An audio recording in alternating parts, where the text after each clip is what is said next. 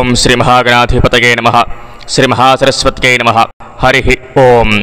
अथ श्री दुर्गा अष्टोत्तर शतनामस्तोत्रम्। ओं ईश्वर उवाच शतनाम प्रवक्ष्यामि शृणुष्व कमलानने। यस्य प्रसादमात्रेण दुर्गा प्रीता सदा भवेत्। सती साध्वी भवप्रीता भवानी भवमोचने। आर्या दुर्गा जया आद्या त्रिनेत्रा शूलधारिणी। पिनाकधारिणी चित्रा चन्द्रघण्टा महातपाः। मनोबुद्धिरहङ्कारा चित्तरूपा चिताचितिः। सर्वमन्त्रमयी सत्या सत्यानन्दस्वरूपिणी। अनन्ता भाविनी भाव्या भवा भव्या सदा गतिः। शम्भुपत्नी देवमाता चिन्तारत्नप्रिया सदा। सर्वविद्या दक्षकन्या दक्षयज्ञविनाशिनी। अपर्णा चैव पर्णा च पाटला पाटलावती। पट्टाम्बरपरिधाना कलमञ्जीररञ्जनी। अमेया विक्रमा क्रूरा सुन्दरी सुरसुन्दरी। वनदुर्गा च मातङ्गी मतङ्गमुनिपूजिता। ब्राह्मी माहेश्वरी चैन्द्री कौमारी वैष्णवी तथा। चामुण्डा चैव वाराही लक्ष्मीश्च पुरुषाकृतिः। विमलोत्कर्षिणी ज्ञानक्रिया सत्या च वाक्प्रदा।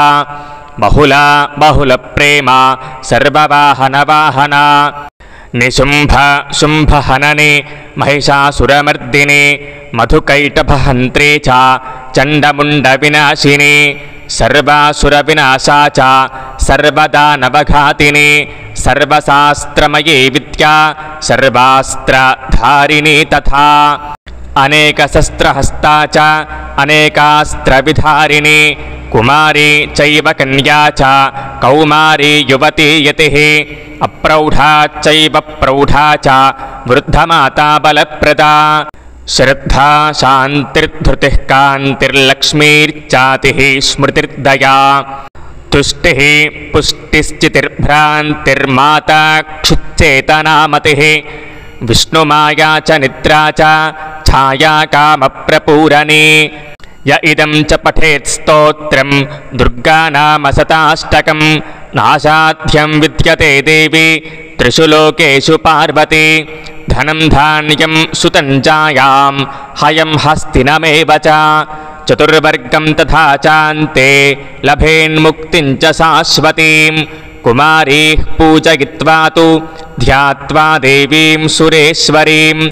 पूजयेत्परया भक्त्या पठेनाम शताष्टकं। तस्य सिद्धिर्भवेद्देवी सर्वैः सुरवरैरपि। राजानो दाशतां यान्ति राज्यश्रियमवाप्नुयात्। घोरोचनालक्तककुङ्कुमेन सिन्दूरकर्पूरमधुत्रयेण। विलिख्य यन्त्रं विधिना विधिज्ञो भवेत् सदा धारयता पुरारिः। भौमावास्या निशाभागे चन्द्रे शतभिषाङ्गते। विलिख्य प्रपठेत् स्तोत्रं स भवेतु सम्पदां पदम्। इति श्री विश्वशारदन्त्रे श्री दुर्गा अष्टोत्तर शतनामस्तोत्रं सम्पूर्णं। सर्वे जनाः सुखिनो भवन्तु। लोकाः समस्ताः सुखिनो भवन्तु। ओं नमः शिवाय।